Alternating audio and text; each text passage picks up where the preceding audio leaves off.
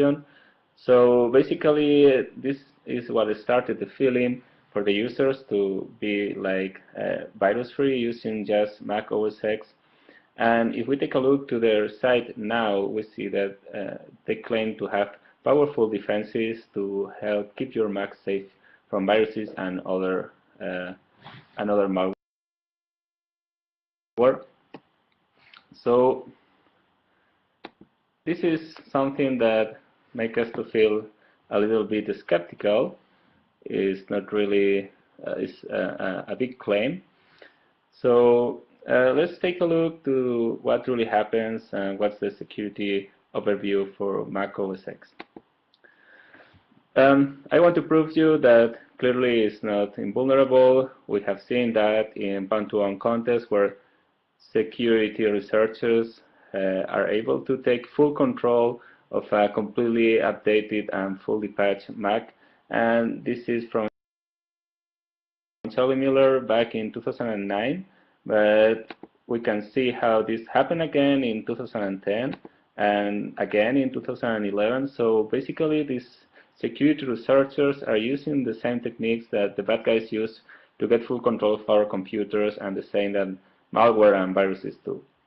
So clearly it's not invulnerable, and basically if we take a look back, we have seen a lot of different malware samples back in the past. In 2008 we have seen campaigns of scareware, 2009 DNS changer changing your DNS for committing fraud, 2010 Hellraiser having full control of your Mac and remote control, 2011 the fake ID with Mac Defender. Especially this case was interesting because it was quite widespread, and Apple decided to release a patch trying to help the users to keep their computers clean from this threat, even that they claim they don't have any need to do that because there are no viruses for their systems. So for me it was quite significant because it was quite widespread through searches in Google, affecting a lot of people. This started a little bit wake-up call for Mac OSX users.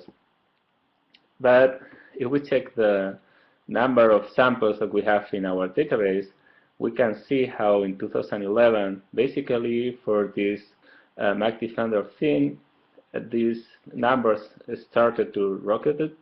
And now in 2012, we have seen the same with more and more samples because of the flashback and the SabPub attacks that we will cover in detail during this presentation. So one of the main reasons for having now more attacks and more viruses in Mac OSX is because it's becoming much more popular than it was in the past, and it's getting much more market share, and especially also in the business sector for top managers using Mac OSX, not only for young people. And if we check the stats from the US from last quarter, we see an increase of 18% in the number of Apple computers sold in comparison to all the other major vendors that are decreasing their numbers. So they are getting almost a 10% of the market share, and if you compare from an attacker's perspective, the difficulty for you to code malware for Windows 7, Windows 8, or Mac OS X is more or less the same. And if you have 10% market share and its niche is not being infected before, it's becoming clear for you that it's a very nice target for you to attack. So let's start with the two measures outbreaks that happened during the last 2 months. The first one is Flashback. You will probably all have heard about this. This is an attack that started last February, and it infected more than 700,000 people around the world, Mac users, almost all of them. And 58% were from the United States, 18% from Canada. The technique used for this virus, for this malware, was basically the same that we have seen in other attacks for Windows. So basically, if you browse to an infected website with your browser, you will get infected automatically. Then the computer will get a module for download the main core of the virus, of the malware, and then this is connecting to a CNC where it can download more additional modules. And some of these modules are able of modifying the HTML that you receive in your browser. So it's the same technique that we have seen in the past by many banking Trojans for Windows. In this case, for distributing the malware, they were using 4 Java vulnerabilities, well, 3 Java vulnerabilities and Apple sign like coming from Apple, but it was a forged signature, of course. There was no need for user interaction to get your computer infected. So basically, the behavior once you were infected is the same that any Trojan for Windows connecting to a CNC and becoming part of, let's say, botnet. One of the interesting things about this, why this is so successful, is about the infection vector, the distribution. And I want you to pay attention to this because this is new information that we are showing today to you.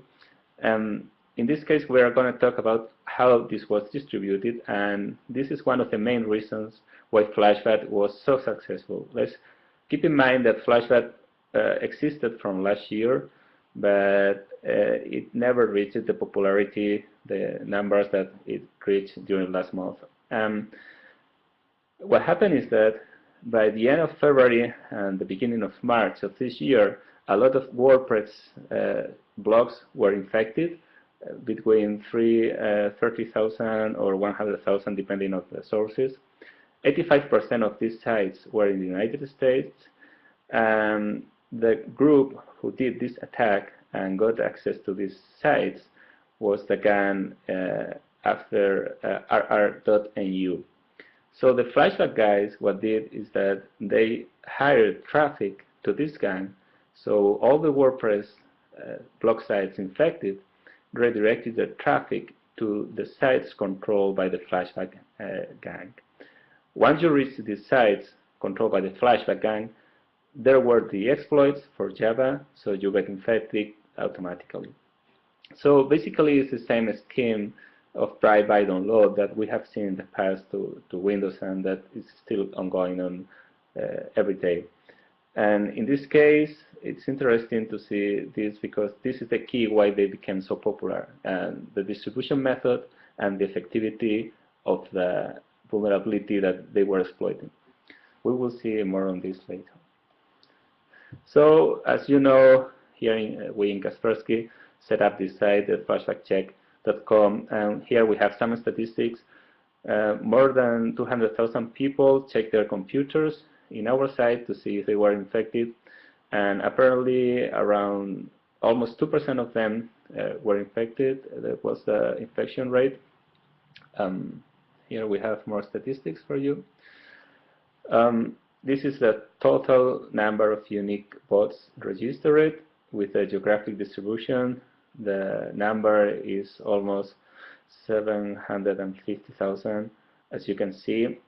Most of them came from the United States, from Canada and the United Kingdom. That makes sense if you keep in mind that the WordPress sites, 85% were in the United States. So, of course, most of their visitors were from this region. Here we have some statistics of the size of the botnet per day. We see how at the beginning there was a lot of users infected, but then we started to release some solutions for them to disinfect, as some other vendors as well.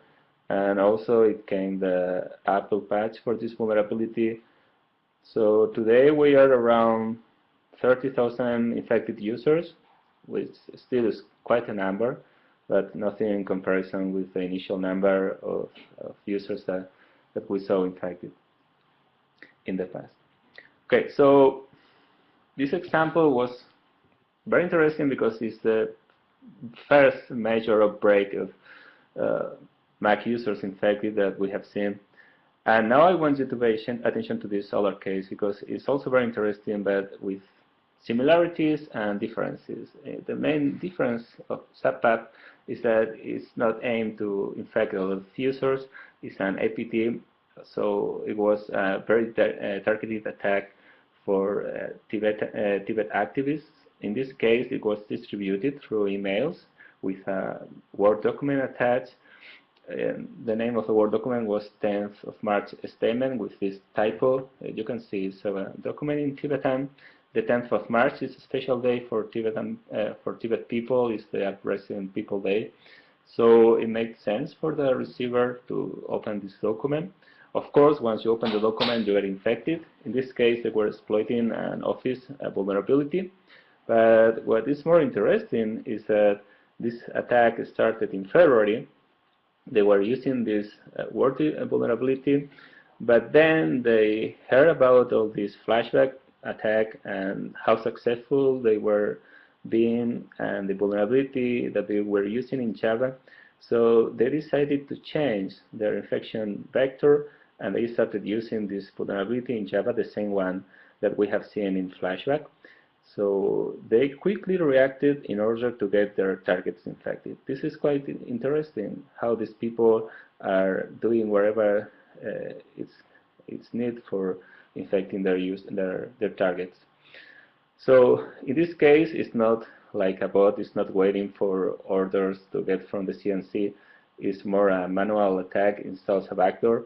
So we decided to set up a bot machine, and last Sunday 13, we saw how someone had access to our computer and tried to get some documents and check around the hard disk. So basically, it was spying our God computer. So that proves that this APT is alive. You should keep in mind that there is a lot of top managers, business users using Mac now, Mac OSX, and thinking that they are perfectly safe. And here we have an example of how the attackers using targeted attacks are using these new techniques, these new vulnerabilities to get access to your computer and get access to your documentation and whatever you have there. Okay, so now the question is, why didn't Mac OSX prevent these attacks?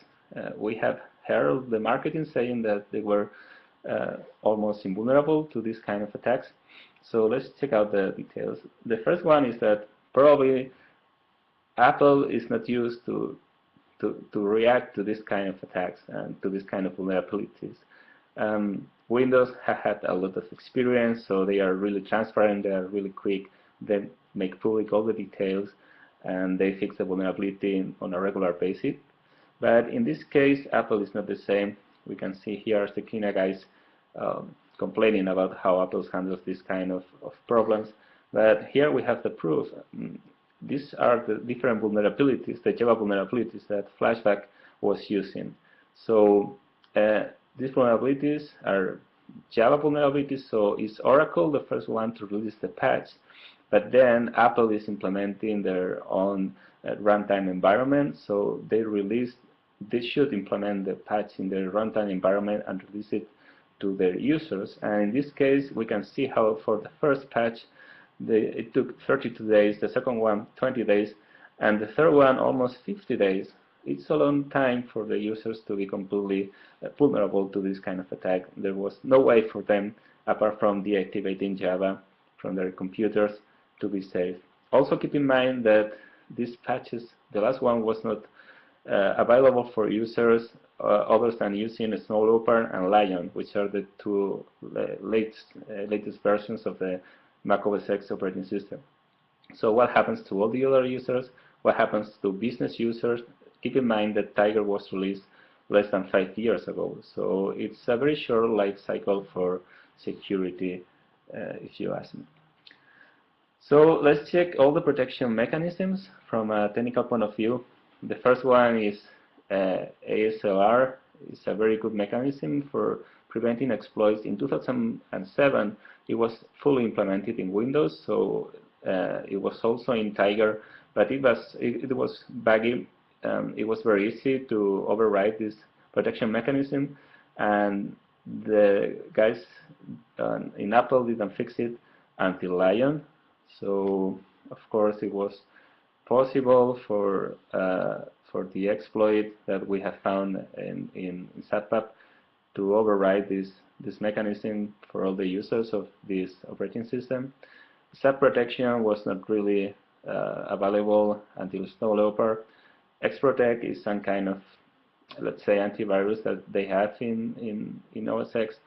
It was only displaying warnings in the past. Now it's better, but still it's only checking the files that you download with Safari and iTunes and this kind of software. But if you use any other mechanism for downloading software or you have an infected computer and you have an USB, the problem is that you will get infected anyway. So on the other vulnerability, we can see how there was a logic flow, in this case in Java runtime. So it doesn't matter any of these protection mechanisms that you have, because it was a bug in third-party software, and it was possible for the attacker to get control of the computer and to exploit this vulnerability. So the point here is that it doesn't matter all these kind of protection mechanisms that you implement. If you have a bug in your implementation, or if you are running any third-party software vulnerable, then there is nothing you can do about this. So just some conclusions. MAC OSX is not safer than any other operating system. I think we have seen that during this presentation. And the new market share is bringing the attackers a motivation to keep on attacking this platform. From the Apple point of view, they're trying to get a more controlled ecosystem for next version, Mountain Lion. They are having this gatekeeper where you have some policies to enforce only using applications downloaded from the Apple marketplace, or only signed applications. These policies can be circumvented somehow. You can steal a certificate, or you can put some malware into the Apple Store. But still, they are good prevention mechanisms, but they are not like definitive. So just keep that in mind. So what we expect is to see more drive-by downloads attacks than the ones that we have seen during in Flashback during this spread of malware. The exploit kits that are used to infect the users will use cross-platform exploits, so it's not only for Windows users, it will be also for Mac OSX users as well. So what we believe is that anti-malware is completely necessary to use in your computers in order to help preventing this kind of attacks that will become more popular in the next future. So marking vulnerability is a myth. Keep that in mind. It's just something that you should forget, because otherwise you will be vulnerable to all this new wave of malware that we see coming. So thank you for your attention, and I think that we have now some time for questions. Okay, so let's just start with the first question. The first one is, why are criminals attacking Macs now? What has changed? Well, this is what we said before. Now Mac is having a bigger market share, and the difficulty for attacking Mac OSX is the same than attacking Windows 7 or Windows 8, or even somehow easier. So you have this niche market with all these people using Mac OSX and feeling confident and not having any anti-malware solution in their computers. And for you, it's as easy as infecting a Windows. Why not infecting a Mac? It's like a new market for you. So there is no technical reason. It's more a market share thing and return on investment. You should keep in mind that attackers are not just targeting Windows now, are targeting mobile devices, and they are starting to play with other devices such as Apple ones. So we believe this is the reason. The second one is, when you say around 700,000 infections, it is an estimation in your own sinkhole, right? Yes, this is the number of computers that they have reported to our own sinkholes. So we know that these figures are not the same in all other vendors, but basically what we do is the same that they are doing. We are having different sinkholes, so maybe these figures may change a little bit, but I think that we are quite close in the numbers. It's an estimation, but this is what we believe quite close to the real number.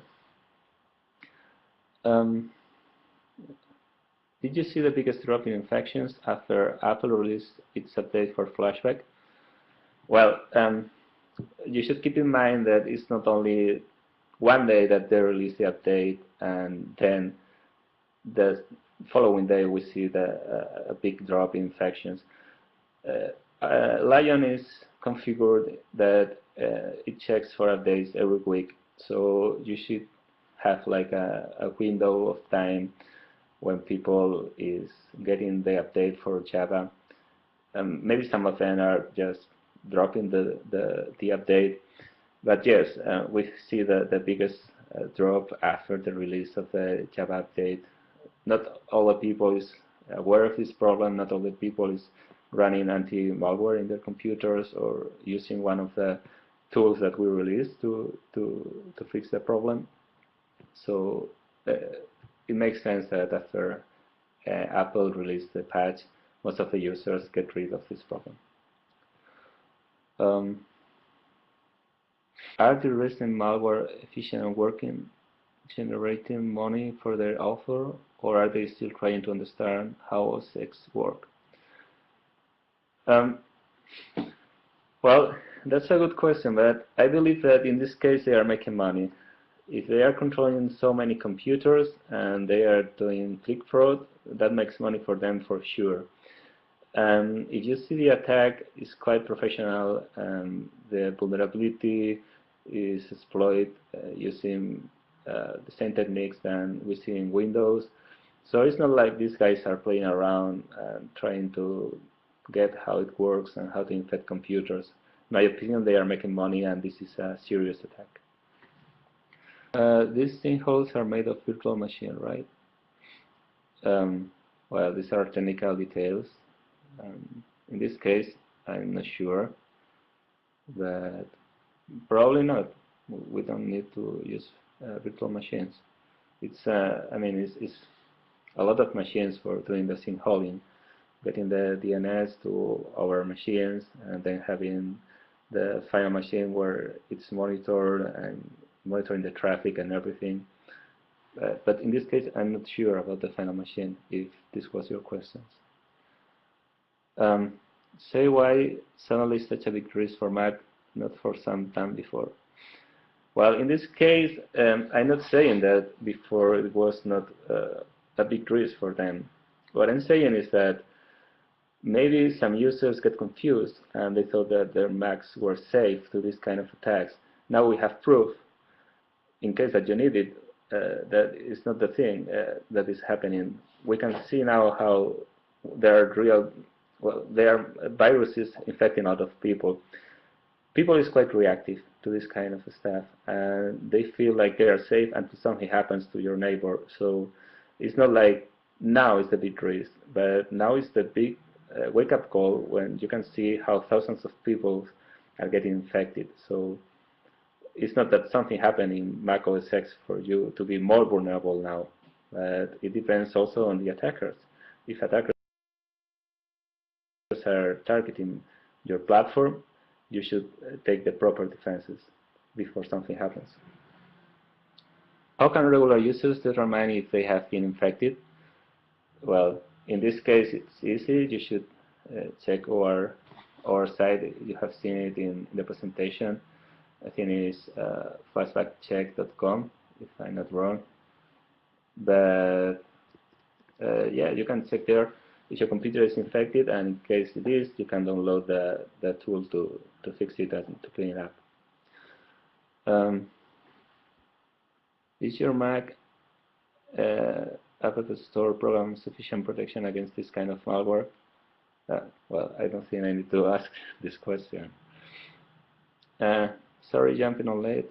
Symantec estimates 140,000 machines in Flashback only right now, but the other web sinkhole estimates that the botnet has grown more than.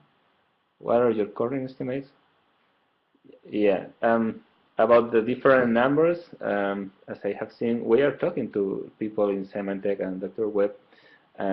We're using different sinkholes, so probably we are not getting exactly the same data, but these are just technical details. About the estimations, I didn't know that it was such a big difference between Symantec and Dr. Web. I can talk about our own estimations, our own sinkholes. We have seen more than 740,000 machines infected, but the current figures are around 30,000, if I'm not wrong. So a lot of people got disinfected during these days. How about iOS? Do you have any figures regarding infections against this kind of malware on the mobile platform of Apple? iOS is different. It's more a closed ecosystem and is not affected for this threat, of course. They are not using the Java runtime environment, and technically it's different. So from the security point of view, we see how MAC OSX is trying to move to the iOS model that is being more successful in stopping this kind of attacks. But it's always the same play of the mice and the cat. So in this case, they are different operating systems, and they are not affected by this vulnerability at all. The drop between 600,000 to 300,000 is because many sinkholes were operating at the same time. So the malware was to one, then switched to another. Well, not really, because there were different domains, so different sinkholes. And basically, when the malware has no connection to the main CNC, tries to another domain. So basically, all the sinkholes should be receiving the same data.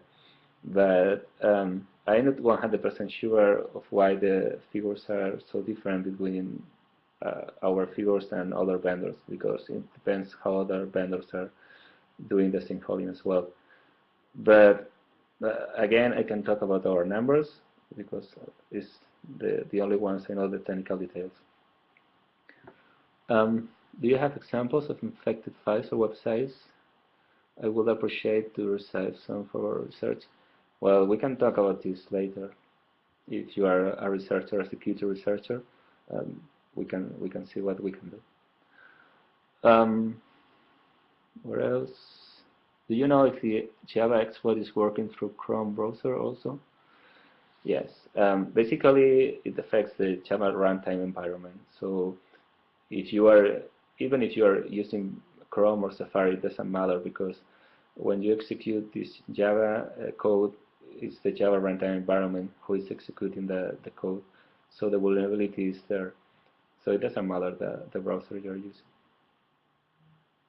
People are often afraid to have their files stolen, but it is really that the malware are all about the main purpose. Okay. Usually this kind of malware, as you have seen, has this module ability to download whatever they want. So they can start trying to do something, then change their mind and do another thing. Right now we know that they are doing click fraud, and this is a way for them to do money easily.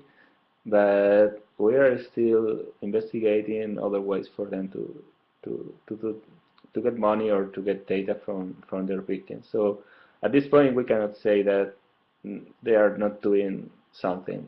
It could happen that they are doing more than one thing, and this is what usually happens to this kind of botnets. What else? One point is also that they will increase the sale of software for Mac now strong. How is the protection of such threats in the future?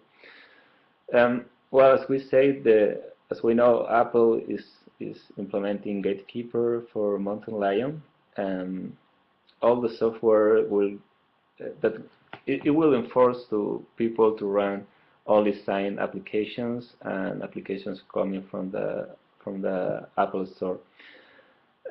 Basically, what Apple is trying here is to get a more controlled ecosystem, but still it's not perfect. It's better for security, of course, but it's not perfect. In the case of sign applications, we have seen in the past attackers forking the signatures, or just stealing signatures and using them in their applications, so they can override this feature.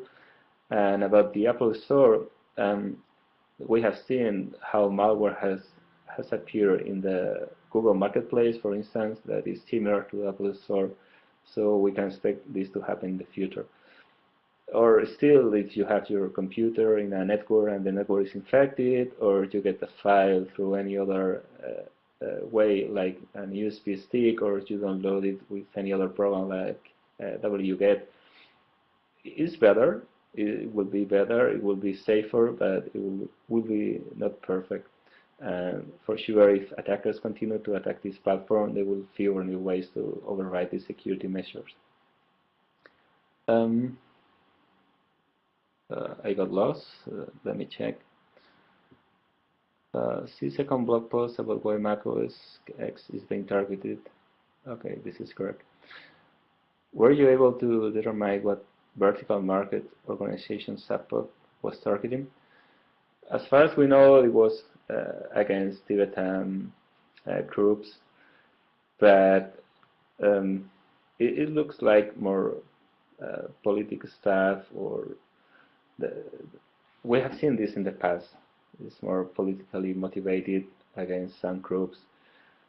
Being Tibetan looks like China, but we have not real proof of that. So we have not seen this same attack to any other group. But the way that this kind of attacks work is the same that we have seen in the past to many other targeted attacks to big companies, political groups, government. So you can expect this kind of attack to happen to any of them. In case that you are like feeling safe just for using MAC OSX, you should think twice, because it's not perfect, and as well as these guys have been using these vulnerabilities to get their victims infected, this could happen to any other company. Okay, more questions? Okay, there is one last question. What kind of relation do we have with Apple? I think that it's not my relation, but Kaspersky. I don't know, I have, as far as I know, we have a good relation with them. Hopefully, we will be able to publish some antivirus for the iOS platform in the future. Sending information. About the sharing information and targets and this kind of stuff, if you are security researchers, just send me an email and we can discuss this later. Okay, I think there are not more questions, so thank you very much all for attending this presentation. If you have any additional questions, you can just send me an email or contact Kaspersky, and I think that all the materials will be available for you to